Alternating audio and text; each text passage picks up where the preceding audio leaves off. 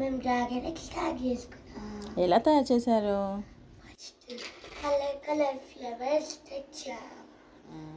దాని తర్వాత మా మమ్మీ ఏం చేసిందంటే చిన్న బొక్క పెట్టింది ఎగ్కి.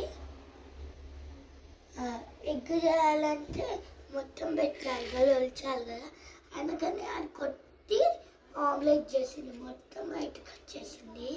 చేశాక మేము తిన్నాక ఆ ఫ్లవర్స్ అన్నీ లోపల పెట్టా.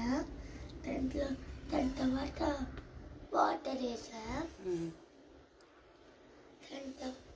దాని తర్వాత ఐస్ వేసాను. దాంట్లో దీని ఫ్రిడ్జ్లో పెట్టా. ఐస్ డ్రాగన్ ఎగ్స్ అయిపోయినాయా? డ్రాగన్ ఎగ్స్ భలే ఉన్నాయి మీ డ్రాగన్ ఎగ్స్.